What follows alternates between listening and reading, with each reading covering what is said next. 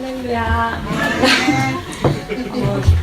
주님의 은혜에 감사드리면서 그것을 간증하고자 하나님의 인도하심으로 이 자리에 서게 되었습니다. 저는 청년부 황수연입니다.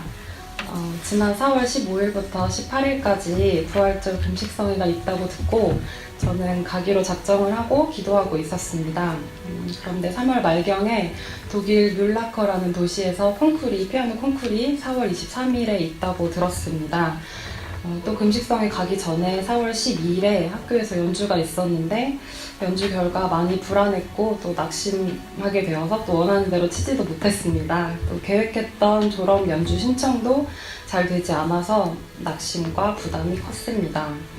그래서 이번 금식성에는 참석하지 못하고 콩쿨과 졸업 연주 연습을 해야겠다고 마음먹었습니다. 그런데 성회 바로 전날 14일 주일에 하나님께서 금식성에 가서 기도하기를 원하시는 것 같았습니다. 그래서 저는 월요일에 가서 수요일까지 참석을 하고 베를린에 올라왔습니다. 금식성회 동안에 콩쿨에 대한 기도보다는 감사와 회개가 많이 나왔던 것 같습니다. 미래에 대한 걱정과 기도는 거의 하지 않았습니다. 그래도 순종했다는 마음에 돌아와서 연습하는 내내 마음이 평안했습니다. 또 하나의 변화는 금식성에 다녀와서 말씀을 읽는 것에 대한 의무와 다짐 같은 결단이 생겼습니다. 그래 꼭 하루에 5장 이상 읽자. 이 변화는 평소 연주 전에 제가 항상 부족했던 부분을 생각하거나 연습을 해보는데 이번에는 콩쿨 바로 직전에 평소 말씀을 읽다가 골라놓았던 성경 구절들을 한 번 더 읽게 된 것입니다. 그랬더니 마음에 평안함이 임했습니다. 놀라운 경험은 연주가 시작되었는데 아니나 다를까 그동안 불안했던 부분들에서 탁 막혀오는 순간에 찰나로 하나님께서 불안한 마음을 평안으로 바꿔주시고 인도해주는 것 같은 마음을 느꼈습니다. 그래서 곡에 끝까지 집중할 수가 있었습니다. 이러한 상황을 연주하는 동안에 3번 정도 경험했습니다.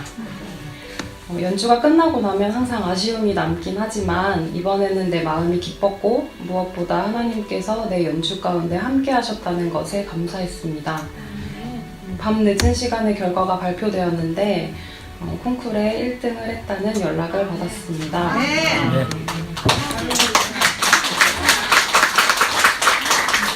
콩쿨에 1등 하는 것을 사실 매번 기대하고는 나가지만 설마 1등을 할까 하는 마음에 다음날 왕복 5시간 거리의 학교에 지난번 잘못되었던 졸업연주 신청을 하기로 다시 메일을 해놓았었습니다.